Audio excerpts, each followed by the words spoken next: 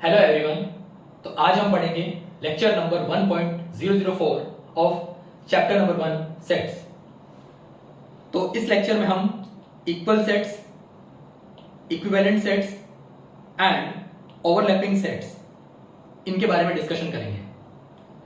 तो सबसे पहले स्टार्ट करते हैं इक्वल सेट्स से। तो डेफिनेशन क्या है? Two sets having the same elements are called as equal sets. मतलब अगर दो सेट्स में सेम एलिमेंट्स हैं तो ऐसे सेट्स को इक्वल सेट्स कहते हैं। या फिर इसी डेफिनेशन को थोड़ा अलग वे में देखना चाहें, if each element of a set A belongs to a set B, अगर सेट ए का हर एक एलिमेंट सेट बी को बिलोंग करता है and each element of the set B also belongs to the set A, then the sets A and B are called as equal sets. अगर set A का हर एक एलिमेंट सेट B को belong करता है and set B का हर एक एलिमेंट सेट A को बिलोंग करता है तो इन दोनों सेट्स को इक्वल सेट्स कहते हैं। एग्जांपल देखते हैं। यहां पर दो एग्जांपल दे रखे हैं, दो सेट्स दे रखे हैं, set G and set H। Set G क्या है? Set of all x such that x is a letter of the word listen. And जो H सेट है वो क्या है? Set of all x such that x is a letter of the word silent. तो इन दोनों sets को पहले हम रोस्टर फॉर्म में लिखेंगे, उसके बाद में कंपैरिजन इजी हो जाता है। तो इन रोस्टर फॉर्म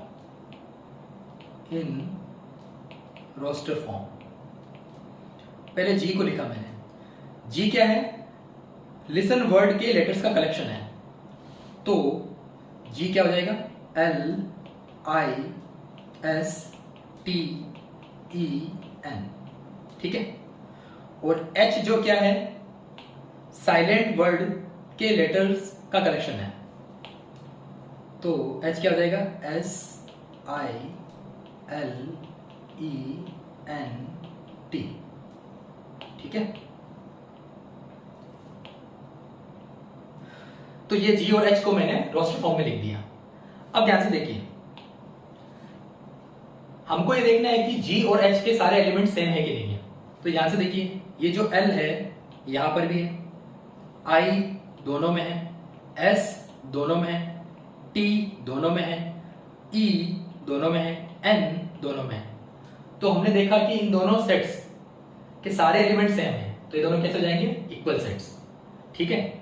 और एक और चीज, ये दोनों सेट्स में जो एलिमेंट्स हैं वो डिफरेंट ऑर्डर में लिखे हुए हैं, बट आपको ये चीज मालूम होनी चाहिए कि रोस्टर फॉर्म में एलिमेंट्स का ऑर्डर मैटर नहीं करता है, इसीलिए G और H सेम है, ठीक है। और जो दूसरी डेफिनेशन लिखाई मैंने अभी इक्वल सेट्स की, वो भी आप समझ सकते हैं कि देखो G का हर एक एलिमेंट H को बिलोंग कर रहा है, सिमिलर G का हर एक एलिमेंट H को बिलोंग करेगा, आप चेक कर सकते हैं। सिमिलरली सेट H का हर एक एलिमेंट G को बिलोंग कर रहा है, तो इस तरीके से भी आप देख सकते हो। तो यहां पर क्या हो गया? By definition of equal sets, hence G and H are equal sets, ठीक है। और सिंबल क्या होगा? G equal to H। इस तरीके से इक्वल सेट्स को रिप्रेजेंट करते हैं। और यहां एक पॉइंट अपन चाहे तो लिख सकते हैं, नोट पॉइंट, जो मैं पहले भी लिखा चुका हूं। Order of elements in a set does not matter,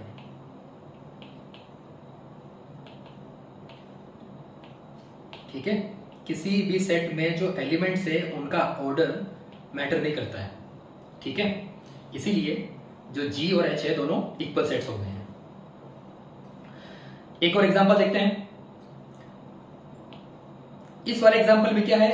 M एक सेट है set of all X such that X is the letter of the word flow, और एन एक सेट है जो कि फॉलो वर्ड के लेटर्स का कलेक्शन है। तो फिर से मैं वही चीज करता हूं इन रोस्टर फॉर्म। पहले रोस्टर फॉर्म में लिख देते हैं।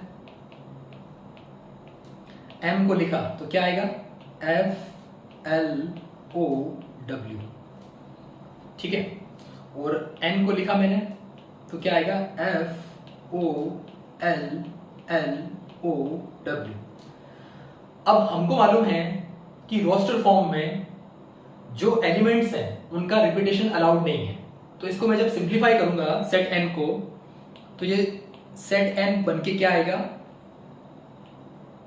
FO। L 2 बार रिपीट कर रहा है तो इसको मैं एक ही बार लिखूंगा। सिमिलरली इस O को भी नहीं लिखूंगा क्योंकि पहले ही लिख चुका हूं। फिर W।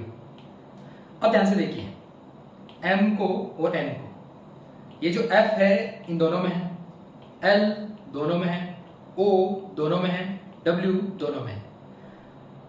तो और ऑर्डर मैटर करता नहीं है। तो फिर से हम देख रहे हैं कि M और N इन दोनों सेट्स के सारे एलिमेंट्स सेम हैं, इसीलिए जो सेट M और सेट M है इनको क्या हो जाएंगे, M and N are equal sets, ठीक है।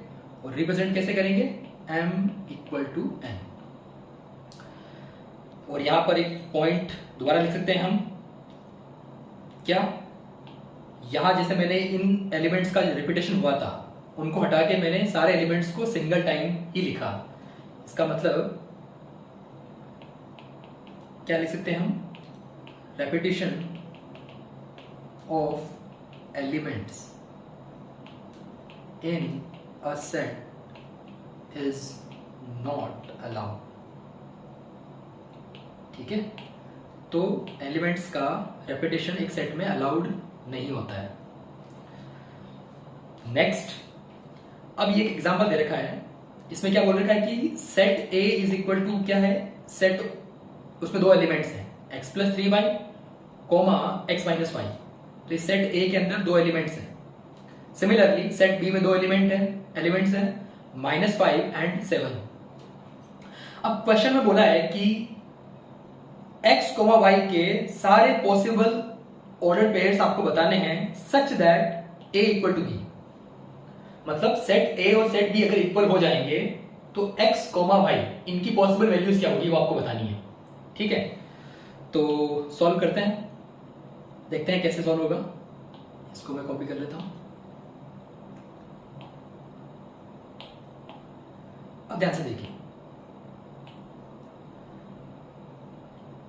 सेट A और B इक्वल है तो यहां देखो दो पॉसिबिलिटीज बनती है। पहली पॉसिबिलिटी क्या है कि हो सकता है कि ये वाला एलिमेंट -5 के इक्वल है और ये वाला एलिमेंट 7 के इक्वल हो, तो ये बन जाएगी पॉसिबिलिटी नंबर 1। या फिर x प्लस 3y इक्वल है 7 के और x माइनस वाई इक्वल है -5 के। तो दो केसेस बनेंगे। तो सबसे पहले केस 1 को सॉल्व करते हैं।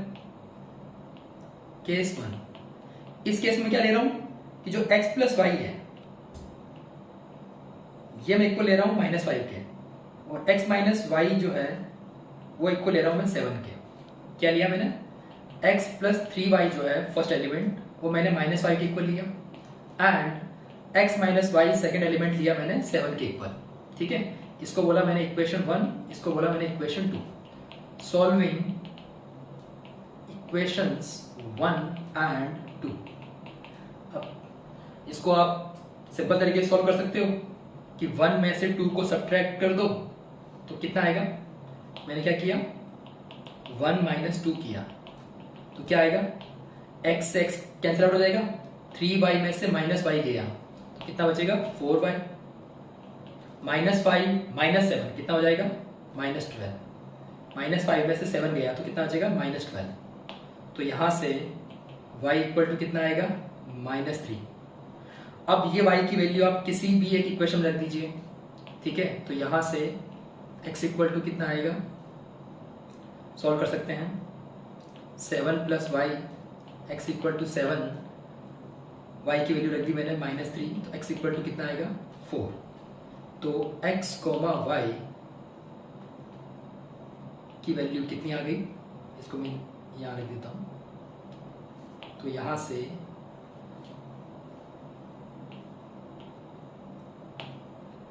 x कोमा वाई की वैल्यू कितनी आई, x की वैल्यू कितनी आई 4, y की वैल्यू कितनी आई -3।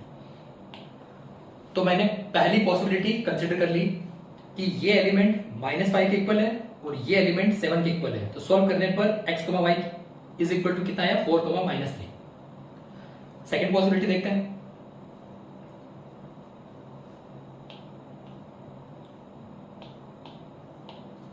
केस 2,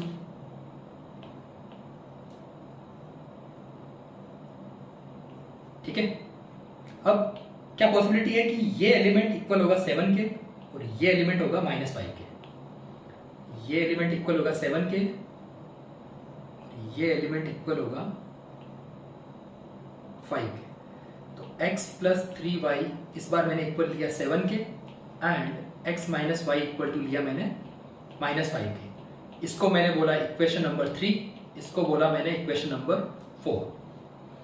फिर से वही solving third and fourth equations, ठीक है। तो कितना आएगा भाई, थर्ड में से फोर्थ को सब्ट्रैक्ट कर दो तो कितना आएगा 3y माइनस माइनस वाई, तो कितना हो जाएगा 4y is equal to 7 minus minus 5, 7 plus 5 12, तो y इक्वल टू हो जाएगा 3। अब इस y को किसी भी एक इक्वेशन रख दो यहाँ पर, x इक्वल टू कितना आएगा y माइनस 5, ये जो माइनस वाई है उधर गया तो प्लस वाई बन जाएगा, इसलिए y माइनस 5। तो x इक्वल टू कितना आएगा 3 माइनस 5, तो x की वैल्यू कितनी आ गई -2। तो x कोमा वाई की वैल्यू क्या आ गई, जब x -2 है तो y 3। तो अल्टीमेटली क्या है आपके पास, इस पूरे क्वेश्चन को कॉपी कर लेते हैं।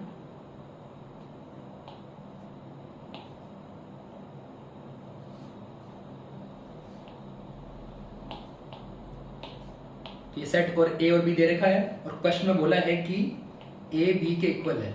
तो यहां से क्या आया, x कोमा वाई की वैल्यू क्या क्या आई, फर्स्ट आई 4 कोमा -3 और सेकेंड आई -2 कोमा 3, 4 कोमा -3 एंड -2 कोमा 3।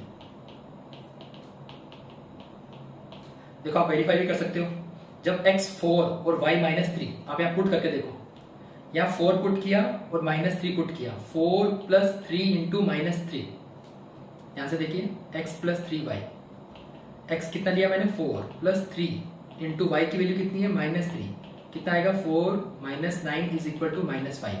तो ध्यान से देखिए ये एलिमेंट आ चुका है। Similarly x minus Y is equal to x लिया मैंने 4 और y लिया -3, तो कितना आएगा 7, तो ये एलिमेंट आ चुका है। तो ये वाली वैल्यूज मैंने इसके अंदर पुट की तो मुझे ये मिला। सिमिलरली अगर मैं ये वैल्यूज पुट करता हूं, चेक कर लो आप, इनको इसमें पुट करो इन दोनों में, तो x इक्वल टू पुट किया मैंने -2 और y इक्वल टू पुट किया 3, तो x प्लस 3y कितना आएगा -2 प्लस 3 इंटू 3, कितना आएगा 7। देखो ये वाला एलिमेंट आ चुका है।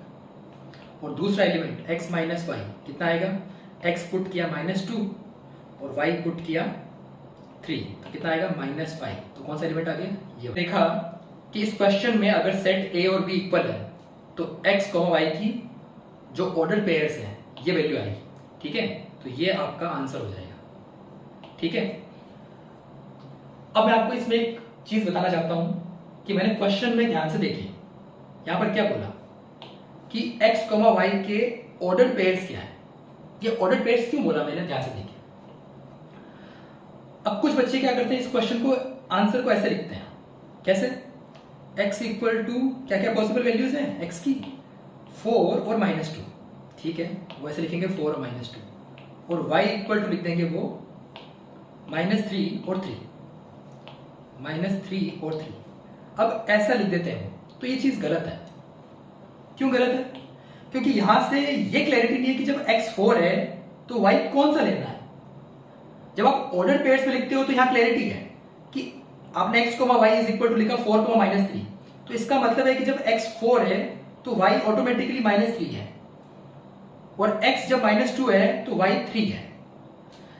ऐसा लिखने पर क्लैरिटी नहीं आती है, क्योंकि अगर आपने x 4 लिया और y 3 लिया, अगर आप ये कॉम्बिनेशन लेके यहां पुट करोगे x 4 और y 3, ये कॉम्बिनेशन पुट करोगे इस दोनों में, तो आपको ये चीज नहीं मिलने वाली। इसीलिए जब दो वेरिएबल्स का ऑर्डर्ड पेयर्स की फॉर्म में आंसर लिखना हो तो आपको इसी तरीके से आंसर को रिप्रेजेंट करना है। ठीक है, ये रिप्रेजेंटेशन गलत हो जाएगा। हाँ, केवल x की वैल्यू पूछी होती, ठीक है, y की नहीं पूछी होती, तब आप ऐसे लिख सकते हैं। बट x और y की साइमल्टेनियसली वैल्यूज पूछी है तो आपको ऑर्डर पेयर्स में ही लिखना पड़ेगा। तो ये चीज ध्यान रखनी है। नेक्स्ट आता है इक्विवेलेंट सेट्स। तो डेफिनेशन क्या है? If the cardinality of two sets A and B are equal, then the sets A and B are called as equivalent sets. अगर दो सेट्स A और B के कार्डिनल नंबर या फिर कार्डिनैलिटी सेम है तो ऐसे सेट्स को इक्विवेलेंट सेट्स कहते हैं। सिंपल वर्ड्स में बोलूं तो दो सेट्स के अंदर अगर number of distinct element same है तो ऐसे दोनों सेट्स को इक्विवेलेंट सेट्स कहते हैं। ठीक है, और इसको डिनोट कैसे करते हैं? If n of A is equal to n of B, मतलब सेट A और सेट B की कार्डिनैलिटी सेम है, then A and B are called as, क्या बोलेंगे उनको? Equivalent sets. और रिप्रेजेंट कैसे करते हैं? इनको रिप्रेजेंट करेंगे, कैसे करेंगे? A इस तरीके से या फिर A। ठीक है, तो ये है रिप्रेजेंटेशन। ठीक है, ये चीज ध्यान रखना।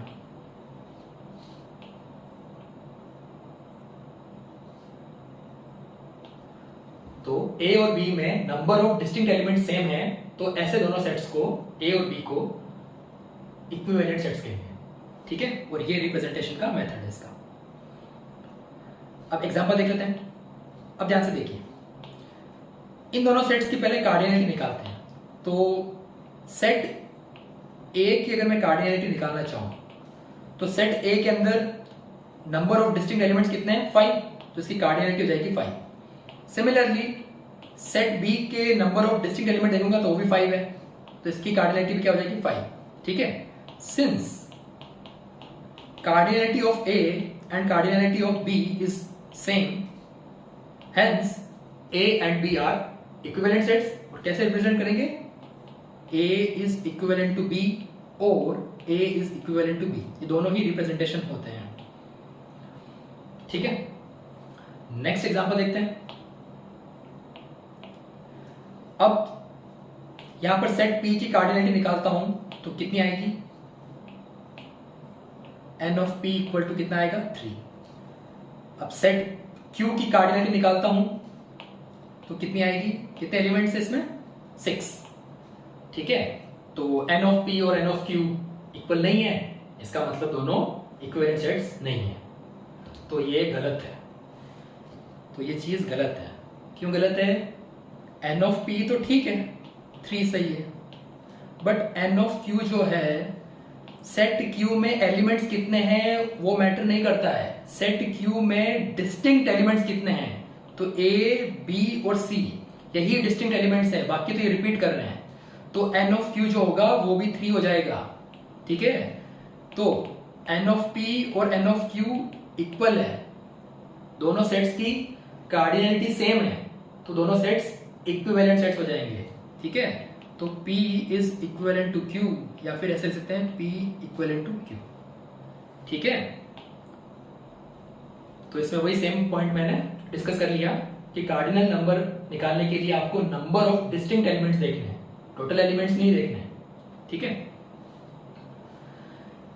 अब एक एग्जांपल है कि सेट A और B सेट बिल्डर फॉर्म में दे रखे हैं, मुझे चेक करना है कि दोनों इक्विवेलेंट है कि नहीं। ठीक है, तो सबसे पहले मैं सेट A के बारे में डिस्कस कर लेता हूं।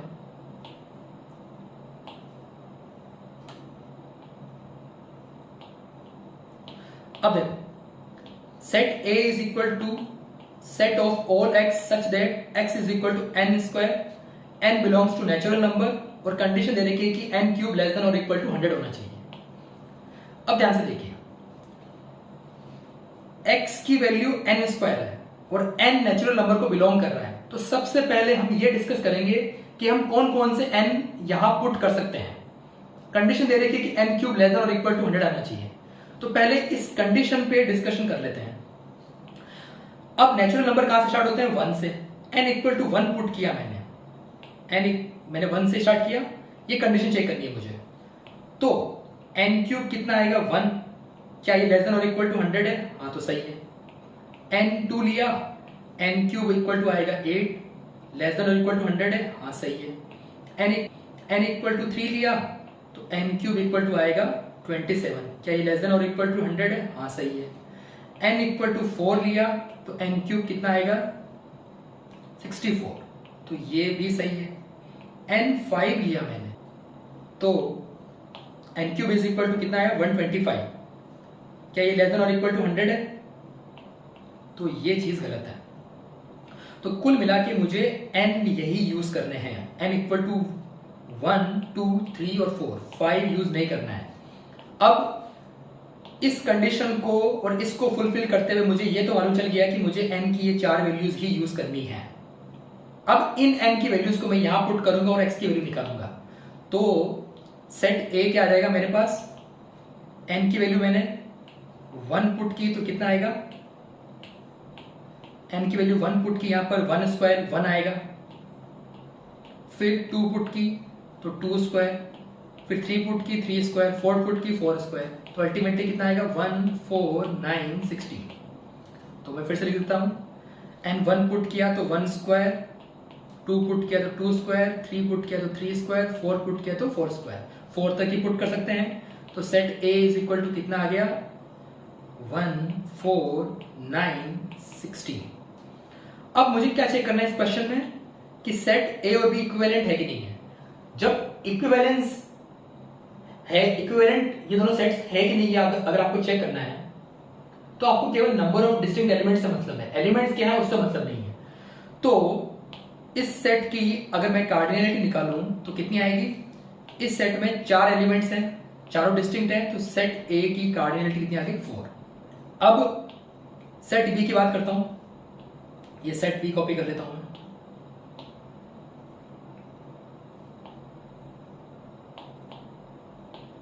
ठीक है, अब फिर से भाई, set of all x such that x is equal to this, k belongs to whole number और k स्क्वायर लेस देन और इक्वल टू 10 है। तो फिर से मैं कंडीशन चेक कर लेता हूं, तो सब k मुझे होल नंबर पुट करना है और ये कंडीशन फुलफिल होनी चाहिए। तो k कहां से स्टार्ट होगा? k इक्वल टू 0, जो होल नंबर है वो 0 से स्टार्ट होता है। 0 पुट किया मैंने, ठीक है, 0 स्क्वायर निकाला, कितना आएगा? 0। क्या ये लेस देन और इक्वल टू 10 है? बिल्कुल सही है। k इक्वल टू 1 पुट किया, अगला होल नंबर, तो कितना आएगा? 1 स्क्वायर इक्वल टू 1। क्या ये लेस देन और इक्वल टू 10 है? सही है। k इक्वल टू 2 पुट किया, ठीक है, तो 2 स्क्वायर कितना आएगा? 4, लेस देन इक्वल टू 10 है? सही है। k इक्वल टू 3 पुट किया, तो 3 स्क्वायर इक्वल टू 9। क्या ये लेस देन और इक्वल टू 10 है? सही है। k अगर मैंने 4 पुट करना चाहा और 4 स्क्वायर को चेक किया तो वो आएगा 16 और वो लेस देन और इक्वल टू 10 नहीं है। तो जो जितने भी होल नंबर्स जिनका स्क्वायर लेस देन और इक्वल टू 10 आ रहा है वो 0 से 3 तक ही जाएंगे, इसके आगे पुट नहीं कर पाऊंगा। तो ये जो वैल्यूज आई हैं k की, अब मैं यहां पुट करूंगा इस इक्वेशन में, तो यहां से मेरे पास x की वैल्यूज आएंगी। तो x की वैल्यूज क्या क्या आ जाएंगी? अगर मैंने k इक्वल टू 0 लिया तो x इक्वल टू कितना आएगा? यहां पुट करना है मेरे को, कितना आएगा? 0 माइनस 1 अपॉन 0 प्लस 1, कितना आएगा? -1। k मैंने 1 लिया तो x इक्वल टू कितना आएगा? 1 माइनस 1 अपॉन 1 प्लस 1, कितना आएगा? 0। k इक्वल टू 2 लिया तो कितना आएगा? x equal to 2 minus 1 upon 2 plus 1, 1 upon 3। k मैंने 3 लिया तो x कितना आएगा? 3 माइनस 1 अपॉन 3 प्लस 1, कितना आएगा? 2/4, 1/2 भी कह सकते हैं। k इक्वल टू 4 में पुट कर नहीं सकता तो बस यहीं तक जाऊंगा। तो x की ये पॉसिबल वैल्यूज आ चुकी हैं, तो सेट बी क्या हो जाएगा, सेट बी हो जाएगा -1 0 1/3 1/2। अब ये सेट बी आ चुका है, इसमें नंबर ऑफ डिस्टिंक्ट एलिमेंट्स कितने हैं 4, तो सेट बी की कार्डिनैलिटी कितनी हो जाएगी 4। तो ध्यान से देखिए, सेट ए की कार्डिनैलिटी 4 है, सेट बी की कार्डिनैलिटी 4 है, क्या लिख सकता हूं मैं यहां पर, since n of a is equal to n of b is equal to कितना है 4, सेट a और सेट b दोनों की कार्डिनैलिटी सेम है, hence a and b are equivalent sets. और कैसे रिप्रेजेंट करूंगा, a is equivalent to b और a is equivalent to b, दोनों ही नोटेशन है। तो कुल मिला के अगर दो सेट्स आपको चेक करने हैं कि वो इक्विवेलेंट है कि नहीं है, तो आपको बस उनमें number of distinct elements same है कि नहीं है वो देखना है। अगला एक नोट पॉइंट है, two equal sets are also equivalent sets, but it is not necessary that the equivalent sets are also the equal sets. दो इक्वल सेट्स हमेशा इक्विवेलेंट सेट्स होंगे, बट ये नेसेसरी नहीं है कि दो इक्विवेलेंट सेट्स इक्वल सेट्स होंगे। Simple चीज है, अगर दो सेट्स इक्वल है तो उनमें सारे ही एलिमेंट्स, नंबर ऑफ सारे ही एलिमेंट्स सेम होंगे और नंबर ऑफ डिस्टिंक्ट एलिमेंट्स भी सेम होंगे, तो ऑब्वियसली वो इक्विवेलेंट सेट्स हो जाएंगे। बट अगर दो सेट्स इक्विवेलेंट है तो यहां से बस इतनी सी गारंटी है कि उनमें number of distinct elements same है, बट क्या सारे एलिमेंट्स सेम है, ये गारंटी से कह सकते हैं तो नहीं। इसलिए ये अगर दो सेट्स इक्विवेलेंट है तो ये नेसेसरी नहीं है कि वो इक्वल भी होंगे। तो पिछले एग्जांपल्स को देखते हैं हम।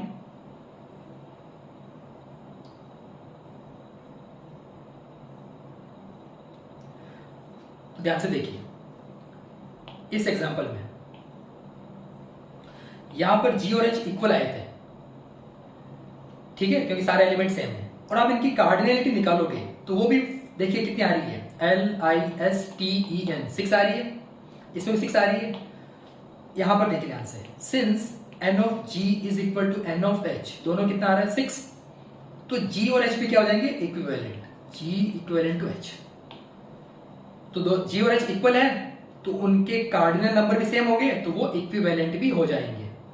नेक्स्ट एग्जांपल, तो ध्यान से देखिए, इस वाले एग्जांपल में क्या है, सेट m और n दोनों इक्वल सेट्स हैं, सेट m और सेट n दोनों इक्वल सेट्स हैं, और इनके कार्डिनल नंबर भी क्या है इक्वल है, 4 है। n ऑफ m निकालूं तो 4 आएगा, n ऑफ n निकालूंगा तो 4 आएगा, ठीक है। तो since n of m is equal to n of n, तो जो m है वो n के इक्विवेलेंट हो जाएगा।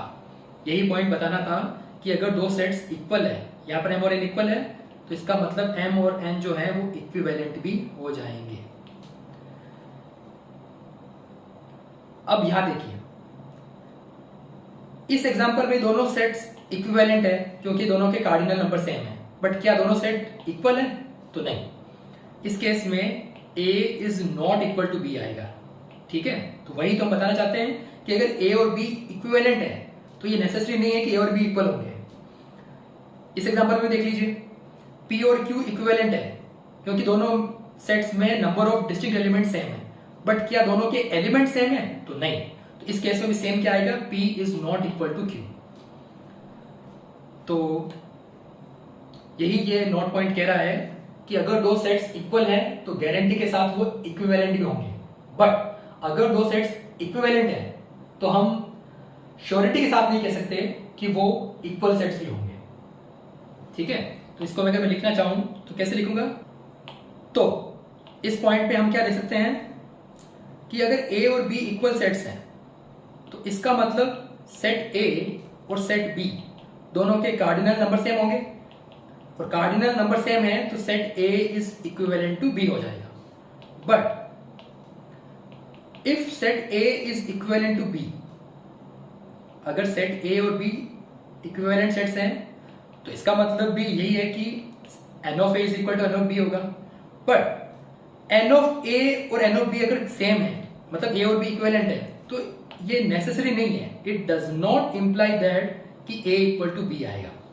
फिर से रिपीट कर रहा हूं, ए और बी इक्वल होंगे तो उनके सारे एलिमेंट सेम होंगे और उनकी कार्डिनलिटी भी सेम होगी, और कार्डिनलिटी सेम होगी तो वो दोनों इक्विवेलेंट हो जाएंगे।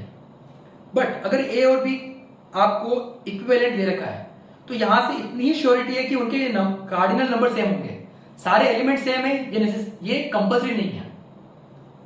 ठीक है, तो n of a is equal to n of b, तो यहां से हम ये नहीं कह सकते कि a और b इक्वल होंगे, तो it does not imply that कि सेट a और b को इक्वल होना पड़ेगा। ठीक है, अगला है overlapping sets. Two sets are said to be overlapping if they contain at least one element in common. दो सेट्स को ओवरलैपिंग सेट्स कहेंगे अगर उनमें एटलीस्ट वन एलिमेंट कॉमन आ रहा है। जैसे एग्जांपल है सेट T और सेट F।